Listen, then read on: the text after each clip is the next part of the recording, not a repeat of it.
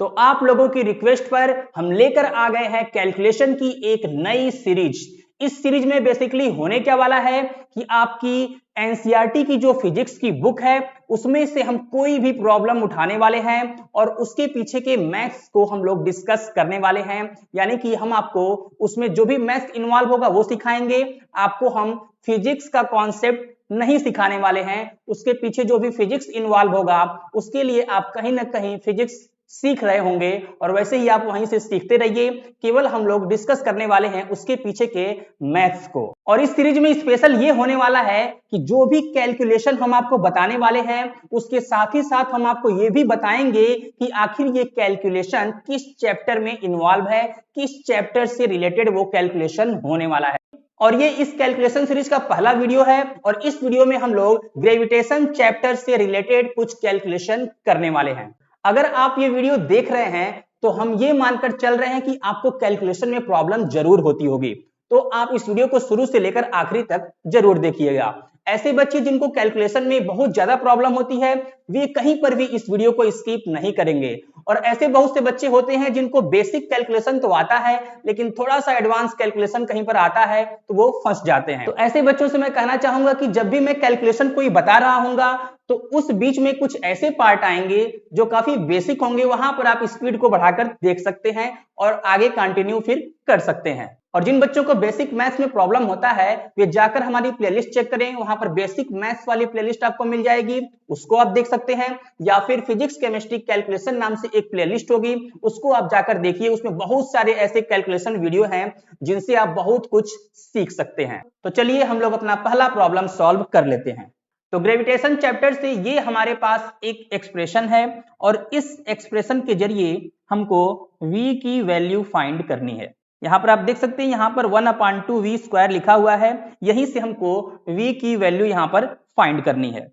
तो सबसे पहले आप इस इक्वेशन को देखिए, इसमें लेफ्ट साइड में इधर -gm/r है और राइट साइड में भी यहां पर -gm/r है, तो दोनों साइड में सेम एक्सप्रेशन है और सेम साइन है, तो इन दोनों को हम लोग यहां से कैंसिल आउट कर सकते हैं। ये दोनों यहां से कैंसिल हो जाएंगे और इसके बाद ये जो -gm/5r है इसको हम लोग राइट साइड में ट्रांसपोज कर देते हैं। तो राइट साइड में जैसे ही ट्रांसपोज करेंगे यहां पर जो ये निगेटिव साइन है वो पॉजिटिव साइन में बदल जाएगा। यहां पर हम जो भी कैलकुलेशन बताएंगे बिल्कुल ही बेसिक से हम बताते हैं ताकि हर एक बच्चे को समझ में आ सके। तो जिनको बिल्कुल बेसिक आता है तो वे थोड़ा सा वीडियो को फास्ट करके देख सकते हैं। अब यहां पर देखिए 1/2 v स्क्वायर अभी बचा हुआ है।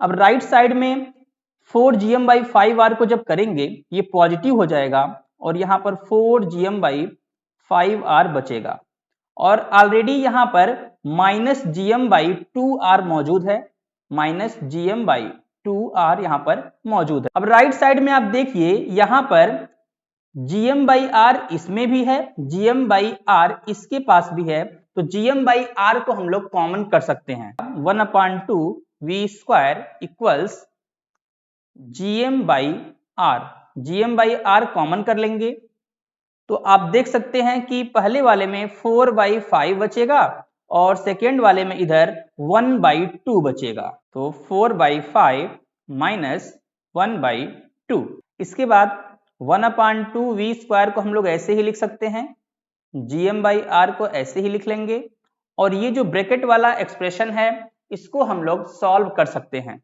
तो 5 और 2 का यहाँ पर एलसीएम 10 हो जाएगा, तो 5 में 2 का मल्टीप्लाई करने से 10 आएगा, तो 4 में भी 2 का मल्टीप्लाई कर लेंगे तो यहाँ पर 8 आ जाएगा और ऐसे ही 2 में 5 का मल्टीप्लाई करने से 10 आएगा, तो ऐसे ही 1 में हम लोग 5 का मल्टीप्लाई कर लेंगे तो यहाँ से हमको 5 मिल जाएगा।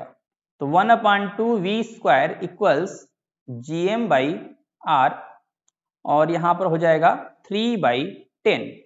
अब देखिए लेफ्ट साइड में इधर 2 है नीचे में, यहाँ पर 10 है नीचे में, तो इसको हम लोग कैंसिल कर सकते हैं। इसको कैंसिल कर देंगे तो 5 टाइम्स में ये कैंसिल हो जाएगा, तो v स्क्वायर इक्वल्स 3/5 gm/r यहाँ पर बचेगा। कि जब भी कभी x स्क्वायर इक्वल समथिंग ऐसे y आ जाता है तो यहाँ से जब x की वैल्यू हम लोग निकालते हैं तो इधर रूट बन जाता है, रूट y लिख सकते हैं या फिर स्क्वायर रूट को हम लोग y पावर 1/2 भी लिख सकते हैं। तो इसी प्रकार यहां पर जो हमारा फाइनल आंसर हो जाएगा वो हो जाएगा v इक्वल्स 3/5 gm/r और पूरे का यहां पर पावर लगा देंगे 1/2। अब इस एक्सप्रेशन को हम लोग सॉल्व कर लेते हैं। तो इसमें देखिए यहां पर gm²/l है और इधर भी gm²/l है, तो हम लोग इसको कॉमन कर सकते हैं और साथ में दोनों के पास माइनस भी है, तो माइनस के साथ हम लोग इसको कॉमन कर लेते हैं। तो ये कुछ इस प्रकार से हो जाएगा, -gm²/l कॉमन हो जाएगा और यहां पर क्या बचेगा, सिर्फ 4 बचेगा और दूसरे वाले में 2/√2 बचेगा। यहां पर हम लिख लेते हैं 4 + 2/√2। अब आपको ये पता होना चाहिए कि कभी भी स्क्वायर रूट में सेम वैल्यू हो, यानी कि √x मल्टीप्लाइड बाई √x, तो यहां पर x आ जाता है। ऐसे ही अगर कहीं पे √2 मल्टीप्लाइड बाई √2 हो तो 2 आ जाता है। तो क्योंकि √2 में √2 का मल्टीप्लाई करने से 2 आता है, इसलिए अगर हम लोग √2 से 2 को कैंसिल करेंगे तो √2 टाइम्स में कैंसिल हो जाएगा।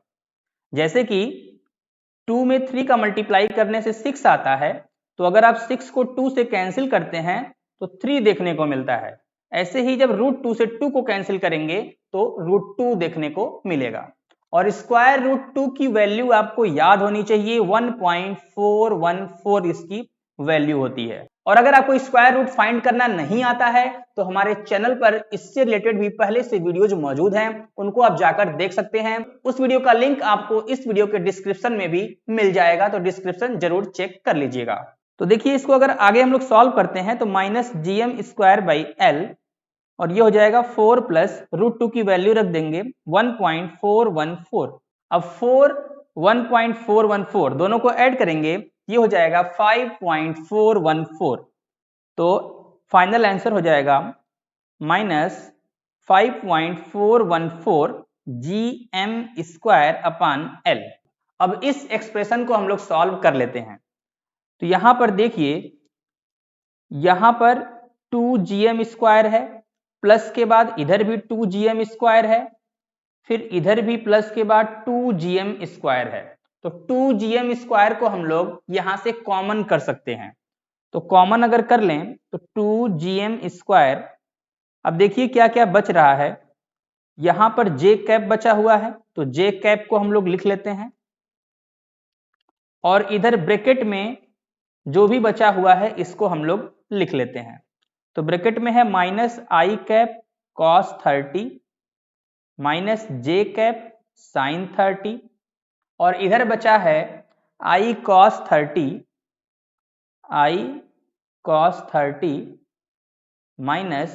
- j sin 30। अब इधर देखिए -i cos 30 और +i cos 30 ये दोनों कैंसिल हो जाएंगे, तो इन दोनों को हम लोग कैंसिल कर देते हैं। और यहां पर -j sin 30 है और इधर भी -j sin 30 है, दोनों का साइन सेम है, तो दोनों को हम लोग ऐड कर लेंगे।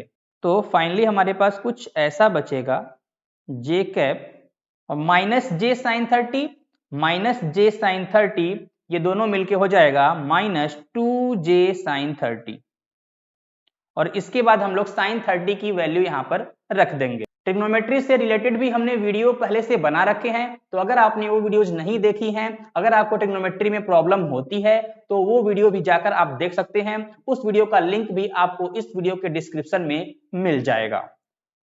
तो sin 30 की यहाँ पर वैल्यू होती है 1/2। sin 30 की वैल्यू हो जाएगी 1/2 और फिर से यहाँ पर देखिए 2 से 2 कैंसिल हो जाएगा और यहाँ पर हमारे पास अब बचेगा 2gm² j j।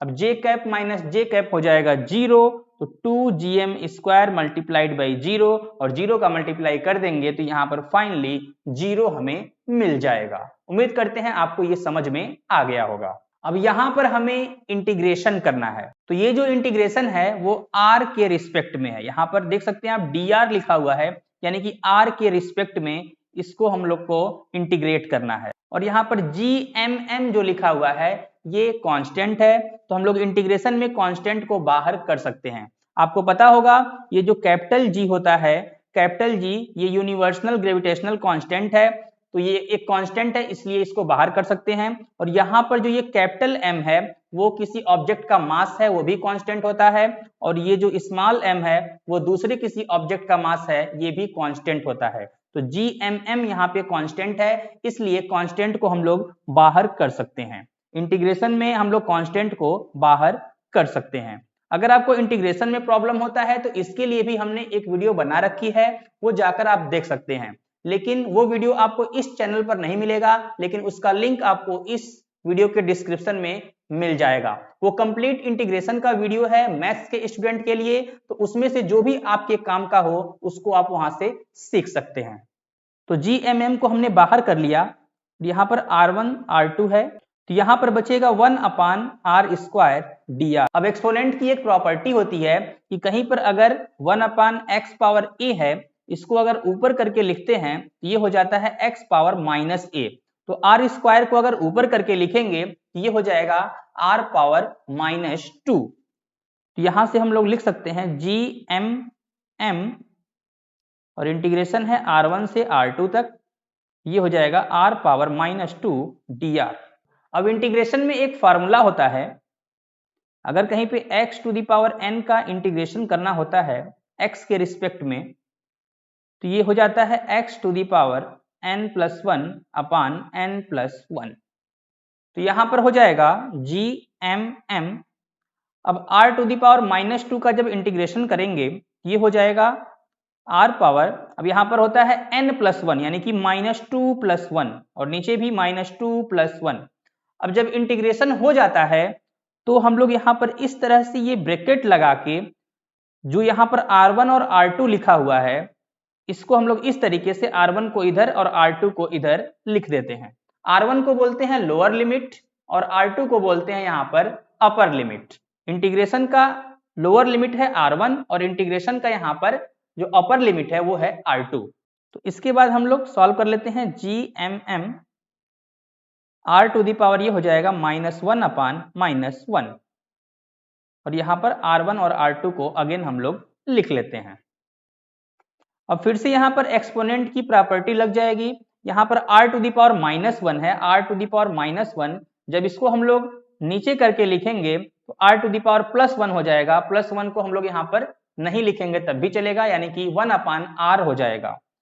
तो r⁻−1 को हम लोग 1/r लिख सकते हैं। तो यहाँ पर कुछ ऐसा हो जाएगा, GMM निगेटिव आएगा, लेकिन जब r⁻−1 को नीचे करेंगे तो नीचे आके r हो जाएगा। इस तरीके से मिलने वाला है R1 से R2 तक।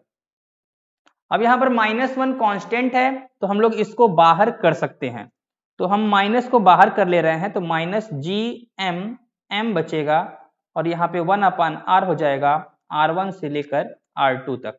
इसके बाद ध्यान दीजिएगा लिमिट के साथ हम लोग क्या करते हैं, एक बार हम लोग क्या करते हैं ये अपर लिमिट रखते हैं r की जगह पे, तो r की जगह पे हो जाएगा R2, तो 1/r2। उसके बाद माइनस का साइन लगाते हैं और फिर r की जगह पे लोअर लिमिट रखते हैं यानी कि R1, ये हो जाएगा -1/r1। तो कुछ इस तरीके से हमारा फाइनल एक्सप्रेशन दिखने वाला है। अब ग्रेविटेशन चैप्टर में एक फार्मूला होता है, वो कुछ इस प्रकार से होता है, G × 1 + h/re पावर यहाँ पर -2। re क्या है, re यहाँ पर अर्थ का रेडियस है। अब इस फार्मूले से अगर हम लोग कोई भी न्यूमेरिकल कैलकुलेशन करते हैं तो काफी कॉम्प्लेक्स हो जाएगा, तो इसको हम लोग थोड़ा सिंप्लीफाई करने के लिए यहाँ पर एक अप्रोक्सीमेशन लगाते हैं, और वो अप्रोक्सीमेशन क्या होता है, वो होता है binomial approximation. Binomial approximation, binomial approximation के ऊपर भी हमने ऑलरेडी वीडियो बना रखा है, तो अगर आपने वो वीडियो नहीं देख रखी है तो जाकर उसको भी आप देख सकते हैं, उसका भी लिंक आपको इस वीडियो के डिस्क्रिप्शन में मिल जाएगा। तो बाइनोमियल अप्रोक्सीमेशन क्या होता है, अगर कहीं पे कुछ इस प्रकार से हो 1 + x⁴n और यहाँ पे जो ये x है वो 1 से काफी ज्यादा छोटा हो, x 1 से काफी ज्यादा छोटा हो, तो हम लोग इसको अप्रोक्सीमेटली 1 प्लस एन एक्स लिख सकते हैं।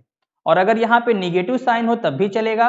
अगर x 1 से काफी ज्यादा छोटा है तो इसको हम लोग 1 माइनस एन एक्स लिख सकते हैं।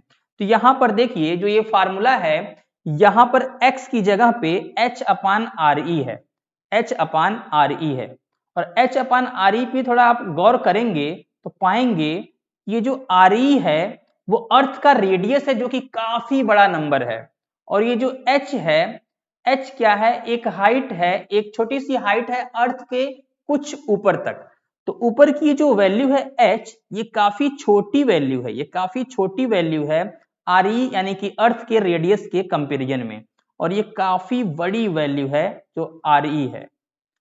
तो एक छोटी सी वैल्यू को काफी बड़ी वैल्यू से आप जब डिवाइड करेंगे तो ये जो वैल्यू यहाँ पर जो निकल कर आएगी वो 1 से काफी ज्यादा छोटी होगी। यानी यहाँ पर बाइनोमियल अप्रोक्सीमेशन हम लोग लगा सकते हैं। यहाँ पर h अपान आर ई 1 से काफी ज्यादा छोटा होगा, इसलिए यहाँ पर हम लोग बाइनोमियल अप्रोक्सीमेशन के जरिए इसको हम लोग ऐसे लिख सकते हैं, 1 माइनस एन एक्स करके लिखते थे तो -2 इधर आ जाएगा, कुछ इस प्रकार से हो जाएगा -2 h अपान आर ई।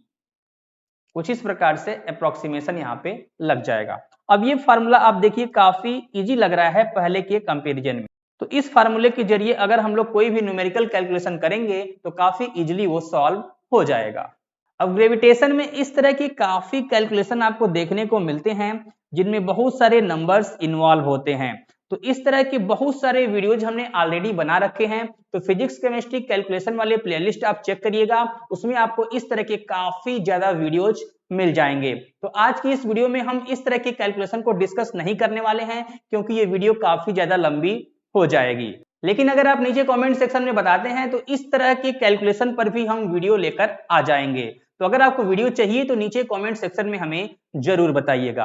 और इस वीडियो से आपको कुछ भी सीखने को मिला हो तो वीडियो को लाइक जरूर करिएगा, और नीचे वीडियो के कमेंट सेक्शन में आप इस वीडियो से रिलेटेड अपने भाव विचार जो भी आपके उत्पन्न हो रहे हैं उसको आप शेयर जरूर करिएगा। और इसके साथ ही साथ आप नीचे कमेंट सेक्शन में इसका आंसर भी कमेंट जरूर करिएगा। अगर आप सीरियसली पढ़ रहे हैं तो इसका आंसर आप नीचे कमेंट सेक्शन में जरूर बताइएगा।